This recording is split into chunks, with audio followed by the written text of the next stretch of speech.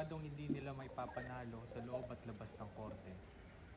Laging handa ang mga berdugo ng Panginoong may lupa at ang mga reaksyonaryong tropa at pulis na tanggalin sila sa pagiging kasama sa paraang pinakamalupit.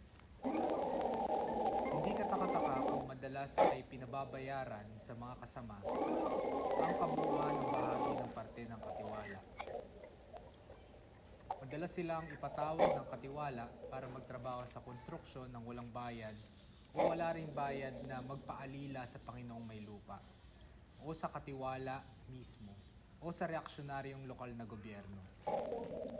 Ang mga katiwala at gwardya ng asyenda ay gumaganap ng mapang-aping papel na tuta.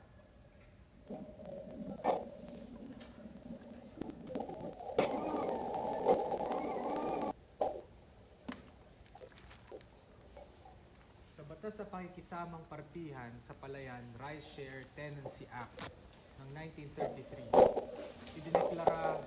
idineklarang kontra sa patakarang publiko ang kasunduan sa pakikisama na kulang sa 50%, 50% ng netong ani ang tinatanggap ng kasama.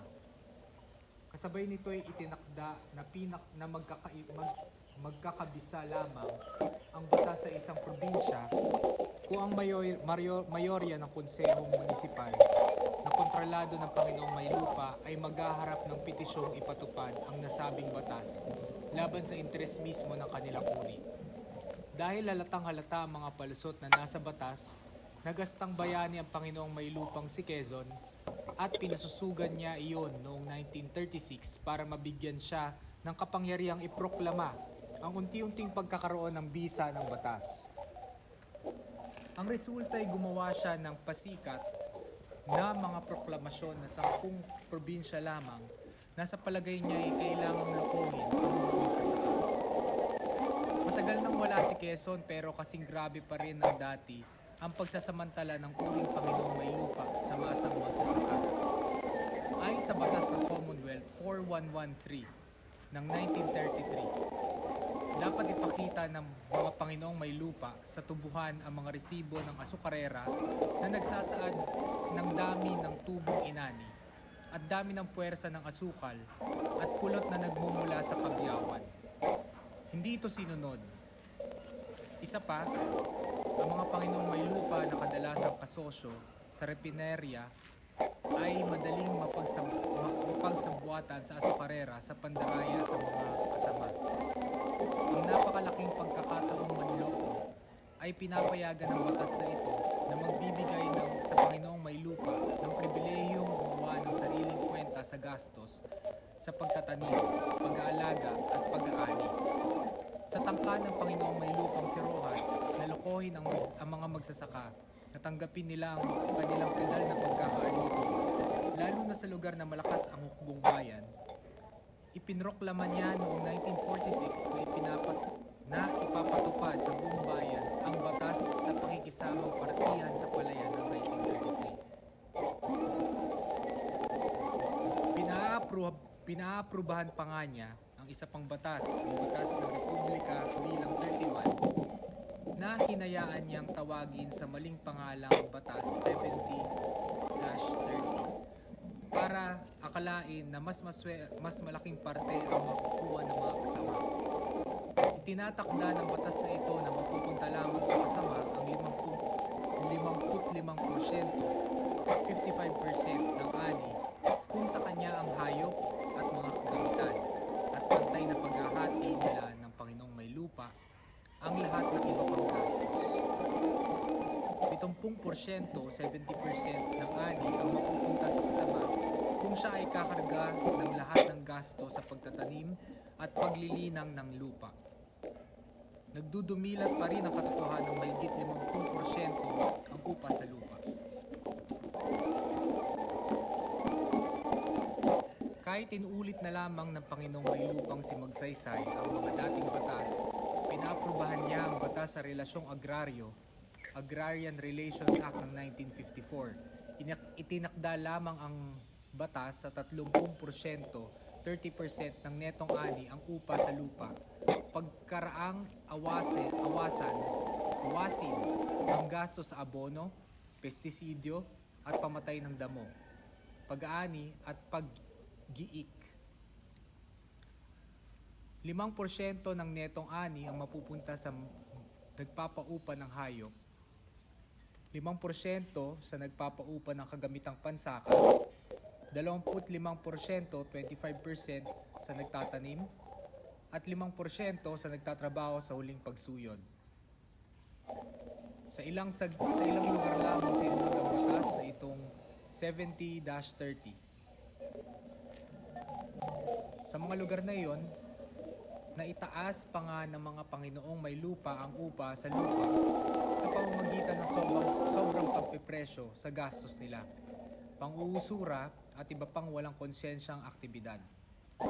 Ayon sa pinakahuling batas sa pakikisama, ang Kodigo na Reforma sa Agraryong Pang-agrikultura papawiin, quote-unquote, ang pakikisamang partihan sa pamamagitan ng pagpapailalim sa masang kasama sa sistemang buwisan sa mga distrito ng reforma sa lupa na isa-isang pinroklama ng Pambansang Konseho sa Reforma sa Lupa.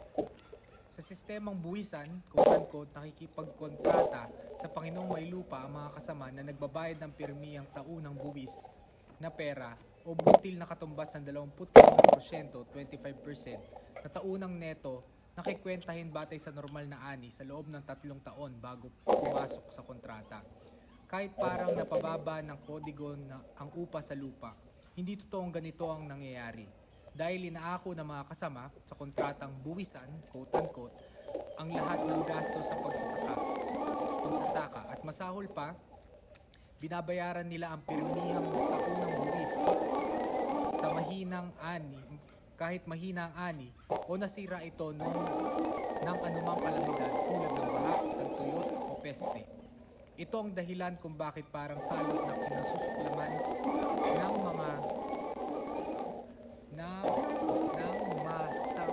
ng masang magsasaka ang kodigo sa reforma sa lupang pang-agrikultura.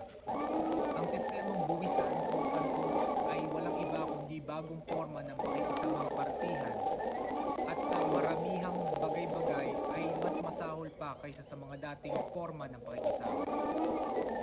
Ilang taon na ang nakaraan mula ng pagtibayin ng kodigo ng reforma sa lupang pag-agrikultura, pero wala pa rin malaking pagbabago sa partihan sa iba't ibang parte ng bayan. Inuulat ng pangasiwaan sa lupa na mula 1966 hanggang 1969 ay 13,357 lamang sa milyon-milyong kasama ang namumuwisan, quote-unquote.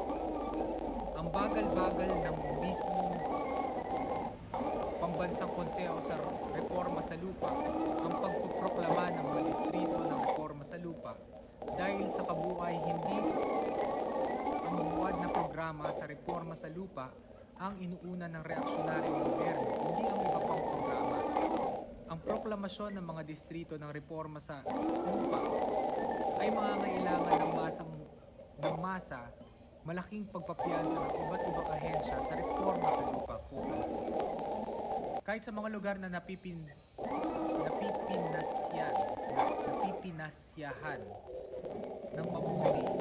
napipinasyahan ng mabuti, ang mga ahensyang ito, hindi rin naman nababawasan ang pidal at malapidal na pang-aapi at pagsasamantala sa masang magsasaka. Matagal nang inaprubahan ng isang batas laban sa pag-uusura na nagsasaad na limitado sa 12%, 12% ang maximum na taunang interes sa utang na may garantiya at limitado sa 14%, 14% ang utang na walang garantiya. Itinayo rin ang mga institusyon sa pagpapautang tulad ng ACCFA at ng mga pribadong bangkong rural. Pero ang pautangang ito ay pinagkukulan lamang ng kapital na ginagamit ng mga negosyante, Panginoong may lupa at burokrata sa negosyo at pagbili ng lupa. Dahil biktima ng usura at manipulasyon sa presyo ng kalakal ang mga magsasakang nababankrupt sila at nawawalan ng lupa.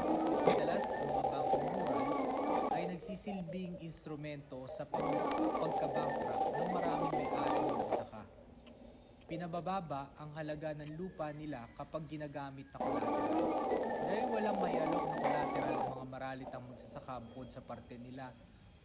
Sa susunod na ani, madali silang mabiktima ng mga napakaganid na usurero. Sa reforma sa lupang pag-agrikultura, ang administrasyon sa pautang na pang-agrikultura, Agricultural Credit Administration o ACA, ang gumaganap sa dating tungkulin ng ACCFA.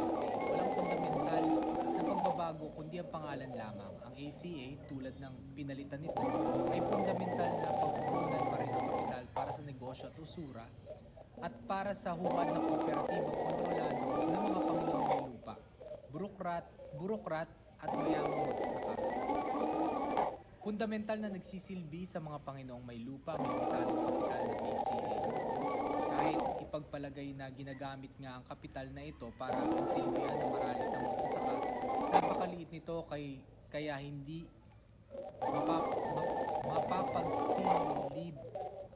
mapapagsilbihan ang kahit sino 1% man lang ng napakaraming maralit ang magsasaka. Panakip lamang ang ACA para sa buong mapagsamantalang sistema sa pagbabangko.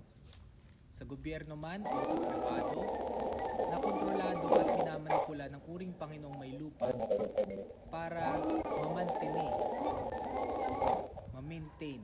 mamantini ang paghahari ng kanilang uri na sa kanayunan. Number 2, mapang-aliping pasahod sa mga sakahan.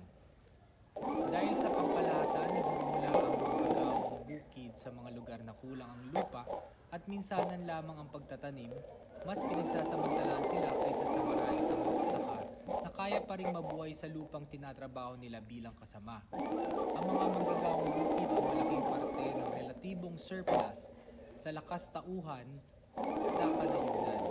Alam ng mga asendero at kontratista sa paggawa ang gipit nilang kalagayan. Batay dito'y pinapasok sila ng mga asendero at kontratista sa paggawa sa pinakamasahol na relasyong mapagsamantala. Kahit ang laki-laki ng ganansya ng asindero sa pang-agrikulturang produksyon ang export. Sa mga asyenda ng tubo, pinaiiba pa ng Panginoong may lupa ang regular na manggagawang bukid at sakada. Sa gayon, responsable lamang siya ng empleyo ng masa kakaunting regular na manggagawang bukid sa buong taon.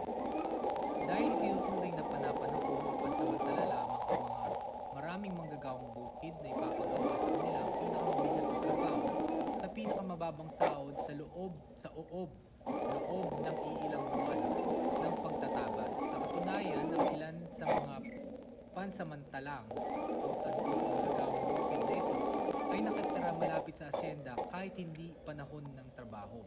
Samantalang iba naman ay dumarating lamang sa panahon ng pagtatabas. Sa iba't ibang lugar, piso hanggang 3 piso ang karaniwang arawang sahod. Hindi bagay sa tao ang kanilang tirahan at sa tindahan sa asyenda sila bumibili ng kanilang mga pangailangan sa presyong mataas ang patong o kaya inutang sa mataas na interes.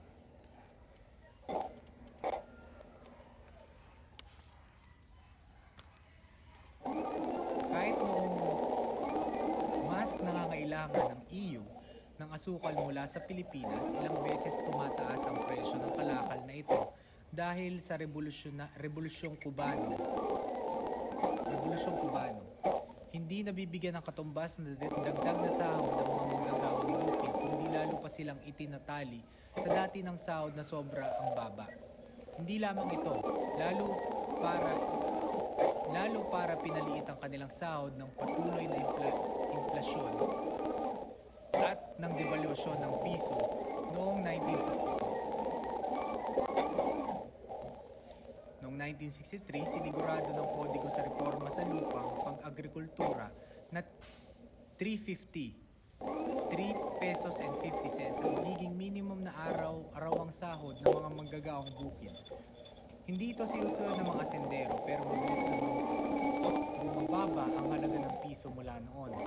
Pagkaraan ng pinakauling devaluasyon ng piso, formal na itinaas ng Kongreso sa 4 pesos and 75 cents ang minimum na pasahod sa sakahan. Kulang ang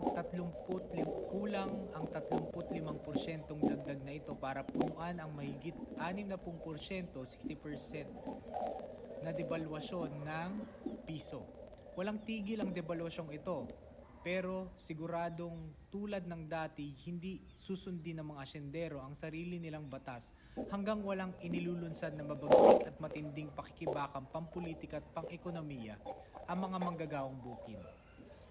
Ayon sa listahan ng mga karapatang, quote-unquote, nasa isang buong kabanata ng Kodigo sa Reforma sa lupang pag-agrikultura, sinisigurado sa mga manggagawang bukid ang karapatang pag-organisahin ng sarili, magwelga, magtrabaho ng di lalampasang 8 oras, pwera kung sila'y kumporme at kung babayaran ng overtime nila ng may 25% dagdag sa regular na sahod. Humingi ng danyos kung mamatay o masaktan habang nagtatrabaho. Humingi ng bayad kung masaktan, mamatay o magkasakit kahit hindi sa oras ng trabaho at magkaroon ng seguridad ng trabaho. Ang lahat ng karapatang ito ay buong lupit na inilalabag ng mga asendero.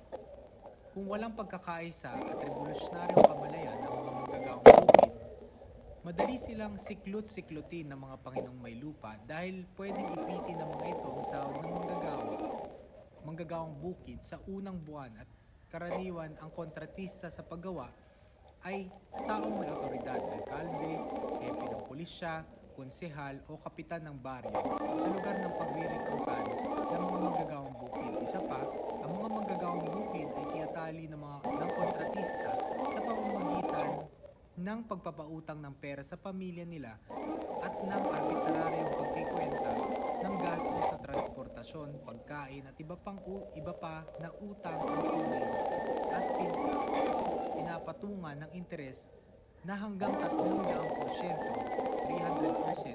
habang papunta pa lamang sa asyenda ang manggagawang bukid.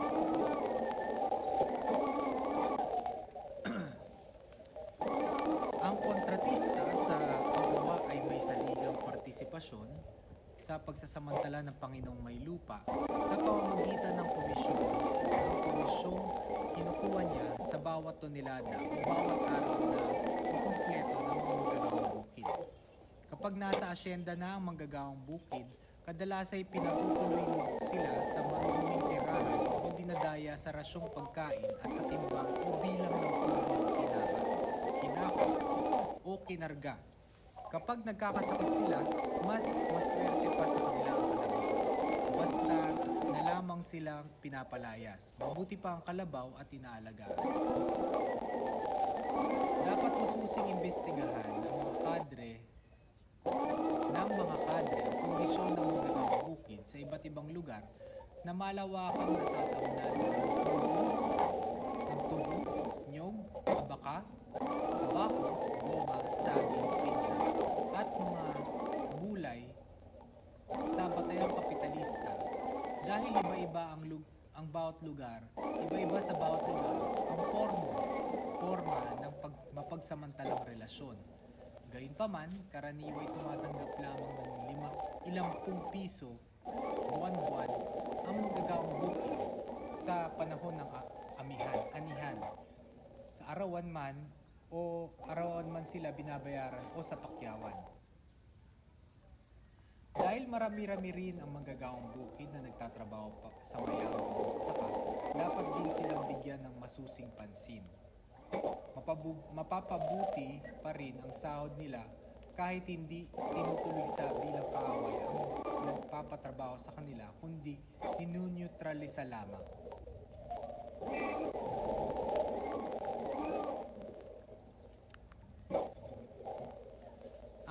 kapangyarihang pampolitika ng uring Panginoong may lupa. Hindi kusang susuko ng uring Panginoong may lupa ang pagmamayari sa malawak na lupain. Hindi rin nila papayagang magwakas ang mapagsamantalang relasyon sa kanayunan. Pirmi nilang gagamitin ang kanilang kapangyarihang pampolitika para magsilbi sa sariling interes. Sa una pa lamang, tanda ng paglaban ng mga magsasaka sa otoridad nila, hindi sila nag-aatubaling gumamit ng armadong puwersa para supilin ang mga iyon. Kawawa ang hangal na umaasa na lamang sa opisina ng abogadong agraryo at sa korte ng relasyong agraryo. Sa lahat ng batas sa reforma sa lupa, quote-unquote, na pinagtibay ng reaksyonaryong gobyerno, hindi kinakalimutan ng uring Panginoong may lupa na magsingit ng mga probisyong kapaki-pakinabang sa kanila. At nagpapagrabe naman sa kalagayan ng uring magsasaka.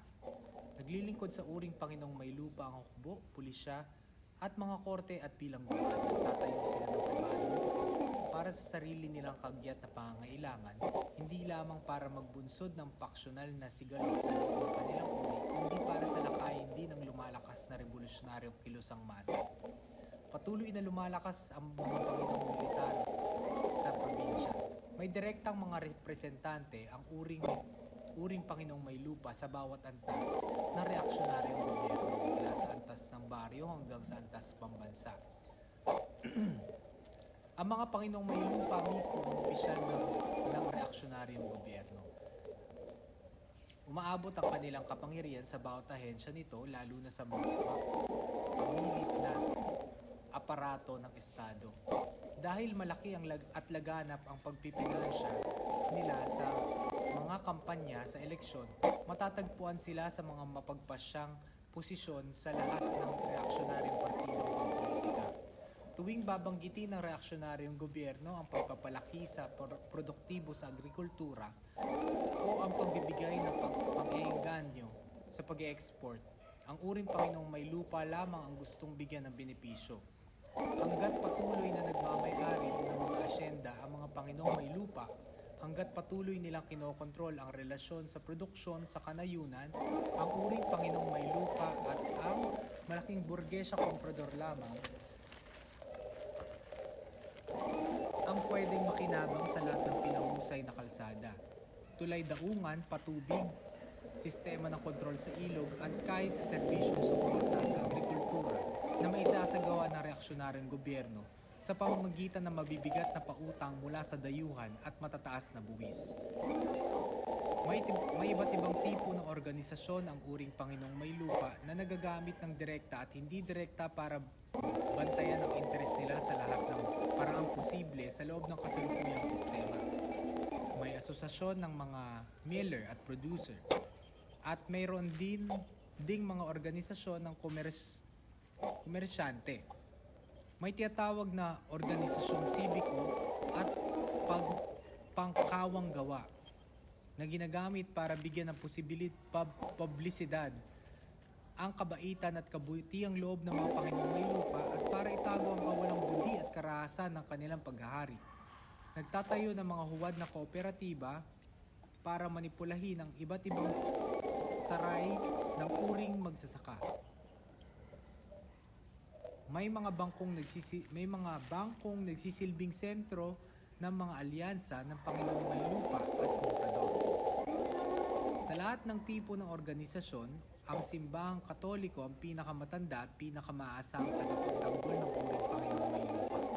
Sa lahat ng salik sa pagpapaunlad at pagpapanatili ng feudalismo sa loob ng mahigit na 4 na siglo, ito ang pinakamapagpasya at pinakamabagsik. Ang simbahang ito mismo ay malaking